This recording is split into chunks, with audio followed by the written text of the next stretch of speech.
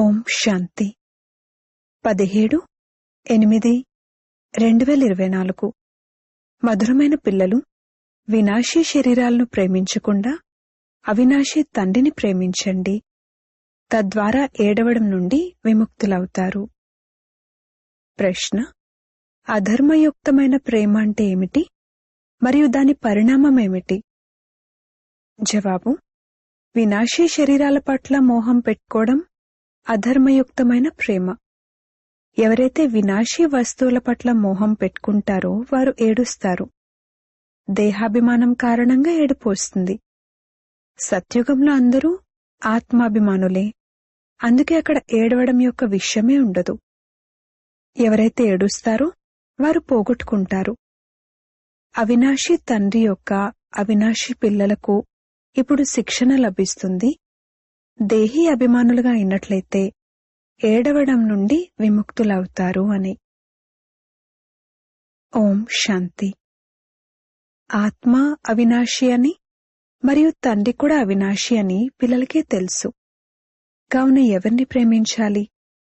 అవినాశి ఆత్మను. అవినాశీనే ప్రేమించాలి. వినాశీ శరీరాన్ని ప్రేమించకూడదు. మొత్తం ప్రపంచమంతా వినాశియే.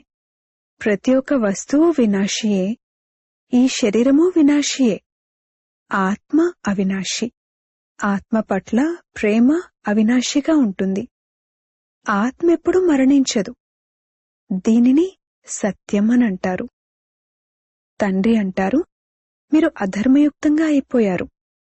వాస్తవానికి అవినాశి అయిన వారికి అవినాశి అయిన వారి పట్ల ప్రేమ ఉండాలి. మీ ప్రేమ వినాశీ శరీరం పట్ల ఏర్పడింది కావుననే ఏడవాల్సి వస్తుంది. అవినాశి అయిన వారితో ప్రేమ లేదు. వినాశి అయిన దానితో ప్రేమ ఉన్న కారణంగా ఏడవాల్సి వస్తుంది. ఇప్పుడు మీరు స్వయాన్ని ఆత్మగా భావిస్తారు కావున ఏడ్చే విషయం లేదు. ఎందుకంటే ఆత్మాభిమానులుగా ఉన్నారు. కావున తండ్రి ఇప్పుడు పిల్లలైన మిమ్మల్ని ఆత్మాభిమానులుగా తయారు చేస్తారు. దేహాభిమానులుగా ఉన్న కారణంగా ఏడవలసి వస్తుంది. వినాశీ శరీరం వెనక పడి ఏడుస్తూ ఉంటారు. ఆత్మ మరణించదు అని అర్థం చేసుకుంటారు కూడా. తండ్రి అంటారు, స్వయాన్ని ఆత్మగా భావించండి. అవినాశీ తండ్రి పిల్లలైన మీరు అవినాశీ ఆత్మలు. మీరు ఏడవలసిన అవసరం లేదు. ఆత్మ ఒక శరీరాన్ని వదిలి వెళ్లి ఇంకొక పాత్రను అభినయిస్తుంది. ఇదొక ఆట. మీరు శరీరంపై మమకారాన్ని ఎందుకు ఉంచుకుంటారు? దేహ సహితంగా దేహపు సర్వ సంబంధాల నుండి బుద్ధియోగాన్ని తెంచివేయండి. స్వయాన్ని అవినాశీ ఆత్మగా భావించండి.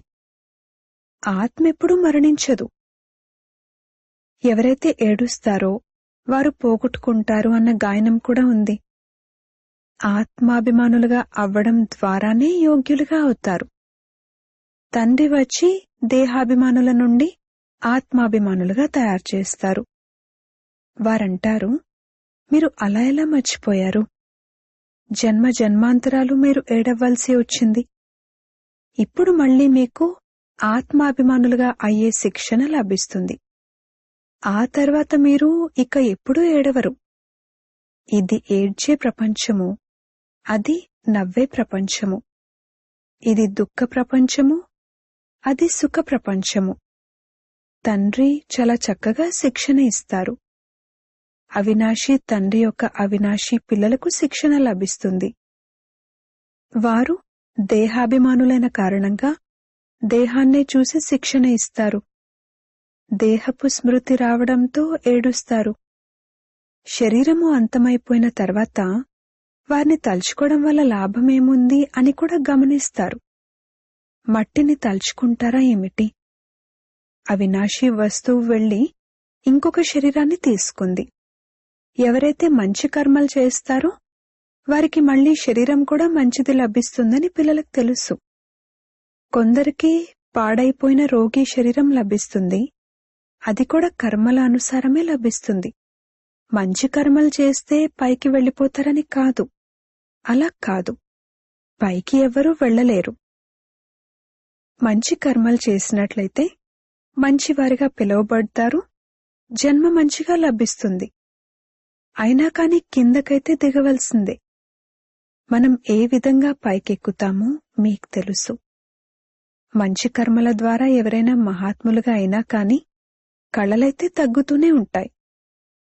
తండ్రి అంటారు, అయినా ఈశ్వరుణ్ణి తలుచుకుంటూ మంచి కర్మలు చేసినట్లయితే వారికి అల్పకాలికమైన క్షణభంగురమైన సుఖాన్ని ఇస్తాను. అయినా కాని మెట్లను కిందకు దిగవలసిందే. ఏదో కాస్త పేరు ప్రఖ్యాతం అవుతుంది. ఇక్కడైతే మనుషులకు మంచి చెడు కర్మల గురించి కూడా తెలీదు. రిద్ధి సిద్ధి కలవారికి ఎంత గౌరవాన్ని ఇస్తారు. వారి వెనక మనుషులు హైరాణ పడుతూ ఉంటారు. అదంతా అజ్ఞానమే. ఎవరైనా ఇండైరెక్ట్ గా దానపుణ్యాలు చేస్తే, ధర్మశాలలు హాస్పిటళ్లు తయారు చేస్తే మరుసటి జన్మలో దానికి ప్రతిఫలము తప్పకుండా లభిస్తుంది. తండ్రిని స్మృతి చేస్తారు. గ్లాని చేస్తున్నా కాని నోటి నుండైతే భగవంతుని పేరునే ఉచ్చరిస్తారు. ఇకపోతే అజ్ఞానులుగా ఉన్న కారణంగా ఏమీ తెలీదు.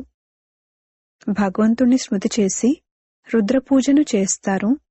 రుద్రుణ్ణి భగవంతునిగా భావిస్తారు. రుద్రయజ్ఞాన్ని రచిస్తారు. శివుని లేక రుద్రుని పూజను చేస్తారు. తండ్రి అంటారు, నా పూజను చేస్తారు కాని బుద్ధిహీనతతో ఏమేమి తయారు చేస్తారు మరియు ఏమేమి చేస్తారు. మనుషులు ఎంతమందో వారికి అంతమంది గురువులు ఉన్నారు. వృక్షంలో కొత్త కొత్త ఆకులు, శాఖోపశాఖలు మొదలైన వెలువడినప్పుడు అవి ఎంతగా శోభిస్తాయి. సతోగుణిగా ఉన్న కారణంగా వారి మహిమ జరుగుతుంది. ఈ ప్రపంచము ఉన్నదే వినాశీ వస్తువులను ప్రేమించే ప్రపంచం. ఎవరికైనా ఎంతో ప్రేమ ఉంటే ఆ మోహంలో పిచ్చివారిలా అయిపోతారు. గొప్ప గొప్ప షావుకార్లు మోహానికి వశమై పిచ్చివారిగా అయిపోతారు. మాతలకు జ్ఞానం లేని కారణంగా వినాశీ శరీరం వెనుక విధవలుగా అయి ఎంతగా ఏడుస్తూ ఉంటారు, తలుచుకుంటూ ఉంటారు. ఇప్పుడు మీరు స్వయాన్ని ఆత్మగా భావిస్తూ ఇతరులను కూడా ఆత్మగా చూస్తారు కావున కొద్దిగా కూడా దుఃఖం కలగదు. చదువును సంపాదనకు ఆధారమని అంటారు. చదువులో లక్ష్యం ఉద్దేశం కూడా ఉంటుంది. కాని అది ఒక్క జన్మ కొరకు. గవర్నమెంట్ నుండి జీతం లభిస్తుంది. చదువుకుని వ్యాపార వ్యవహారాలు చేసుకుంటారు. అప్పుడు డబ్బులు మొదలైనవి లభిస్తాయి. ఇక్కడైతే విషయమే కొత్తది. మీరు అవినాశీ జ్ఞానరత్నాలతో మీ జోలను నింపుకుంటారు. బాబా మనకు అవినాశీ జ్ఞాన ఖజానాన్ని ఇస్తున్నారని ఆత్మ అర్థం చేసుకుంటుంది. భగవంతుడు చదివిస్తారు కావున తప్పకుండా భగవాన్ భగవతీలుగానే తయారు చేస్తారు. కాని వాస్తవానికి ఈ లక్ష్మీనారాయణలను భగవాన్ భగవతీలుగా భావించడం తప్పు. ఓహో, మేము దేహాభిమానులుగా అయినప్పుడు మా బుద్ధి ఎంతగా దిగజారిపోతుంది అని ఇప్పుడు పిల్లలైన మీకు తెలుసు. జంతువుల బుద్ధి వలె అయిపోతుంది. జంతువులకు కూడా ఎంతో మంచి సేవ జరుగుతుంది. మనుషులకైతే ఏమీ జరగదు. రేస్, గుర్రాలు మొదలైన వాటి పాలన ఎంత బాగా జరుగుతుంది. ఇక్కడ మనుషుల పరిస్థితి ఎలా ఉందో చూడండి. కుక్కలను ఎంత ప్రేమగా సంభాళిస్తారు. అవి నాకుతూ ఉంటాయి. వాటిని తమతో పాటు పడుకోబెట్టుకుంటారు కూడా. ప్రపంచం పరిస్థితి ఎలా అయిపోయిందో చూడండి. అక్కడ సత్యుగంలో ఇటువంటి వ్యాపారమేమీ ఉండదు. తండ్రి అంటారు, పిల్లలు, మిమ్మల్ని మాయా రావణుడు అధర్మయుక్తంగా చేసేశాడు. ఇది అధర్మయుక్తమైన రాజ్యం కదా.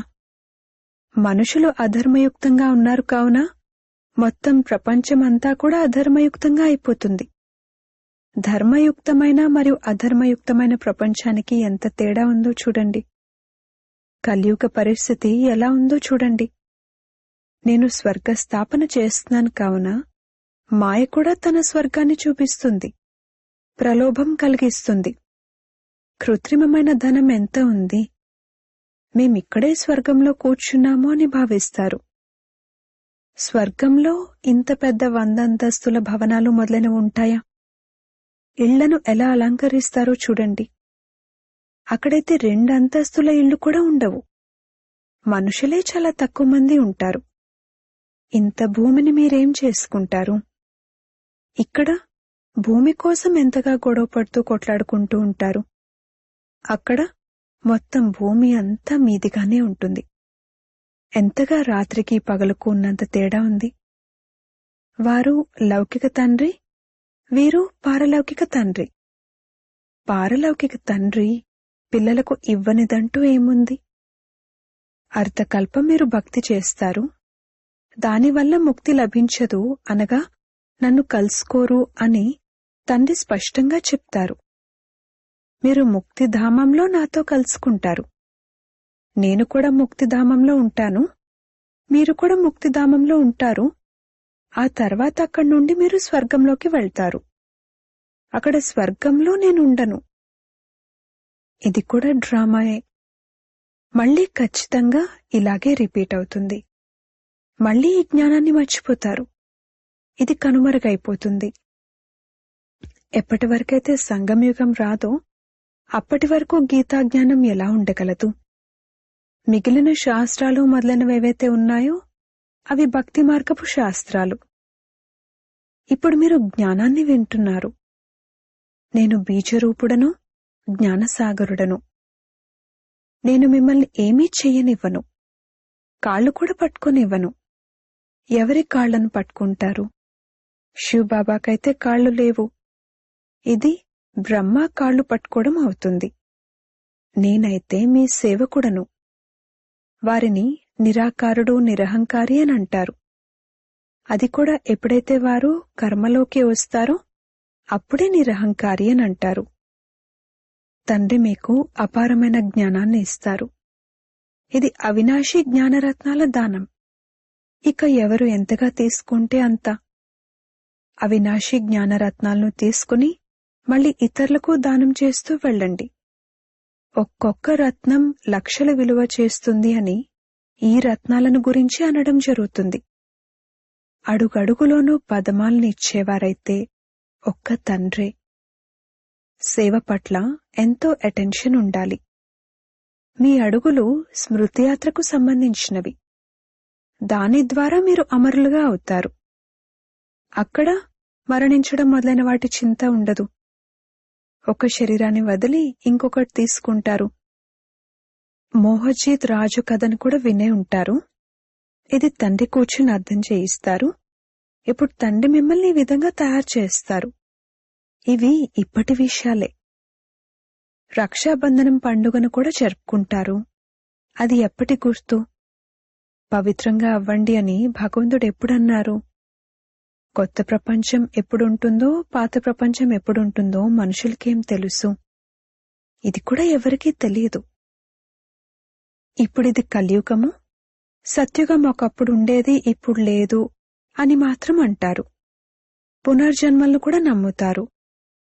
84 లక్షల జన్మలు అని అంటారు. మరి తప్పకుండా పునర్జన్మలు తీసుకున్నట్లే కదా.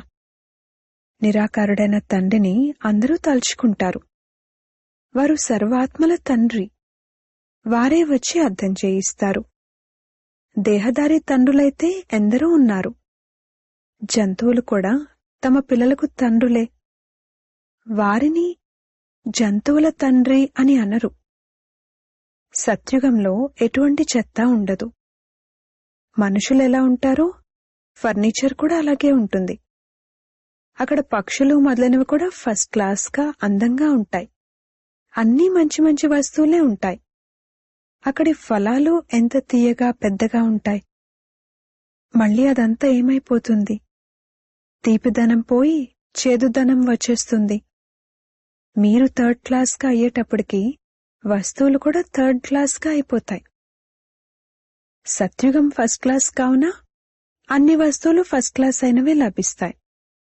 కలియుగంలో ఉన్నది థర్డ్ క్లాస్. అన్ని వస్తువులు సతో రజో తమోలను దాటుతాయి. ఇక్కడైతే ఎటువంటి ఆనందమూ లేదు. ఆత్మ కూడా తమో ప్రధానంగా ఉంది కావున శరీరం కూడా తమో ప్రధానంగా ఉంది. ఇప్పుడు పిల్లలైన మీకు జ్ఞానం ఉంది. అదెక్కడా ఇదెక్కడా? రాత్రికి పగలకు ఉన్నంత తేడా ఉంది. తండ్రి మిమ్మల్ని ఎంత ఉన్నతులుగా తయారు చేస్తారు, ఎంతగా స్మృతి చేస్తారో అంతగా ఆరోగ్యము సంపద రెండూ లభిస్తాయి. ఇంకా ఏం కావాలి? ఈ రెండింటిలోనూ ఏ ఒక్కటి లేకపోయినా సంతోషముండదు. ఆరోగ్యముండి సంపద లేకపోతే అదెందుకు పనికొస్తుంది? డబ్బుంటే లాడ్ఖానా తిరిగి రండి అని అంటారు. ఇది పాకిస్తాన్లోని సింధ్ ప్రాంతంలో ఒక నగరం పేరు. భారత్ బంగారు పిచ్చుకలా ఉండేదని పిల్లలు అర్థం చేసుకుంటారు. ఇప్పుడా బంగారం ఏది? బంగారం, వెండి, రాగి పోయాయి. ఇప్పుడంతా కాగితమే కాగితం. కాగితాలు నీటిలో కొట్టుకుపోతే డబ్బెక్కడ దొరుకుతుంది? బంగారమైతే చాలా బరువుగా ఉంటుంది, అదక్కడే మునిగిపోతుంది. అగ్ని కూడా బంగారాన్ని తగలబెట్టలేదు. కావున ఇక్కడంతా దుఃఖపు విషయాలే ఉన్నాయి. అక్కడే విషయాలేవి ఉండవు. ఇక్కడే సమయంలో అపారమైన దుఃఖముంది. ఎప్పుడైతే అపారమైన దుఃఖాలుంటాయో అప్పుడే తండ్రి వస్తారు. రేపు మళ్ళీ అపారమైన సుఖాలుంటాయి. బాబా అయితే కల్పకల్పము వచ్చి చదివిస్తారు. ఇది కొత్త విషయమేమీ కాదు. సంతోషంగా ఉండాలి. అంతా సంతోషమే సంతోషము. ఇది అంతిమ సమయపు విషయము. అతీంద్రియ సుఖం గురించి గోపగోపికలను అడగండి. చివరి సమయంలో మీరు చాలా బాగా అర్థం చేసుకుంటారు. సత్యమైన శాంతి అని దేనినంటారో తండ్రే తెలియజేస్తారు. మీరు తండ్రి నుండి శాంతి వారసత్వాన్ని తీసుకుంటారు. వారిని అందరూ తలుచుకుంటారు. తండ్రి శాంతి సాగరుడు. వారి వద్దకు ఎవరు రాగలరో తండ్రి అర్థం చేయిస్తారు. ఫలన ఫలన ధర్మం ఫలన ఫలన సమయంలో వస్తుంది. వారు స్వర్గంలోకైతే రాలేరు. ఇప్పుడు సాధు సన్యాసులు ఎంతోమంది వెలువడ్డారు కావున వారి మహిమ జరుగుతుంది. పవిత్రంగా ఉన్నారు కావున వారి మహిమ తప్పకుండా జరగాలి. వారు ఇప్పుడే కొత్తగా దిగారు. పాతవారికి అంతటి మహిమ ఉండదు. వారు సుఖాన్ని అనుభవించి తమో ప్రధానతలోకి వెళ్లిపోయారు. రకరకాల గురువులు ఎంతమంది వెలువడుతూ ఉంటారు. ఈ అనంతమైన వృక్షం గురించి ఎవ్వరికీ తెలియదు. తండ్రి అర్థం చేయిస్తారు. భక్తి సామాగ్రి ఒక వృక్షం విస్తరించినంతగా ఉంది. జ్ఞాన బీజము ఎంత చిన్ననిది. భక్తికి అర్ధకల్పం పడుతుంది. ఈ జ్ఞానమైతే కేవలం ఈ ఒక్క అంతిమ జన్మ కొరకే ఉంటుంది. జ్ఞానాన్ని పొంది మీరు అర్ధకల్పం కొరకు యజమానులుగా అయిపోతారు. భక్తి ఆగిపోతుంది, పగలు వస్తుంది. ఇప్పుడు మీరు సదాకాలం కొరకు హర్షితంగా అవుతారు. దీనిని ఈశ్వరుని అవినాశి లాటరీ అని అంటారు. దీని కొరకు పురుషార్థం చేయవలసి ఉంటుంది. ఈశ్వరుని లాటరీ మరియు ఆసురి లాటరీలో ఎంతటి తేడా ఉంటుంది? అచ్చా, మధురాతి మధురమైన సిక్కిలదే పిల్లలకు మాతా పితా బాప్దాదాల ప్రియ స్మృతులు మరియు గుడ్ మార్నింగ్. ఆత్మిక పిల్లలకు ఆత్మిక తండ్రి నమస్తే. ధారణ కొరకు ముఖ్య సారము. మొదటి పాయింట్, మీ స్మృతి యొక్క ప్రతి అడుగులో పదమాలున్నాయి. దీని ద్వారానే అమర పదవిని ప్రాప్తి చేసుకోవాలి. అవినాశి జ్ఞానరత్నాలేవైతే తండ్రి నుండి లభిస్తాయో వాటిని దానం చేయాలి. రెండవ పాయింట్, ఆత్మాభిమానులుగా అయి అపారమైన సంతోషాన్ని అనుభవం చేయాలి. శరీరాల పట్ల మోహాన్ని తొలగించి సదా హర్షితంగా ఉండాలి. మోహజీతులుగా అవ్వాలి. వరదానము. ప్రతి గడియను అంతిమ గడియగా భావిస్తూ సదా ఆత్మిక ఆనందంలో ఉండే విశేషాత్మా భవ. సంగమయుగం ఆత్మిక ఆనందాలలో ఉండే యుగం. అందుకే ప్రతి గడియ ఆత్మిక ఆనందాన్ని అనుభవం చేస్తూ ఉండండి. ఎప్పుడు ఎటువంటి పరిస్థితిలోనూ లేక పరీక్షలోనూ తికమక పడకండి. ఎందుకంటే ఈ సమయం అకాల మరణాలు జరిగే సమయం. కొద్ది సమయమైన ఆనందానికి బదులుగా తికమక పడితే మరియు ఆ సమయంలోనే అంతిమ గడియ వస్తే అంతిమ స్థితిని బట్టి ఎటువంటి గతి ఏర్పడుతుంది? అందుకే ఎవర్ రెడీ పాఠాన్ని నేర్పించడం జరుగుతుంది. ఒక్క క్షణమైనా మోసం చేసేదిగా ఉండొచ్చు. అందుకే స్వయాన్ని విశేషాత్మగా భావిస్తూ ప్రతి సంకల్పము, మాట మరియు కర్మను చేయండి మరియు సదా ఆత్మిక ఆనందంలో ఉండండి. స్లోగన్: అచలంగా అవ్వాలంటే వ్యర్థాన్ని మరియు అశుభాన్ని సమాప్తం చేయండి. ఓం శాంతి.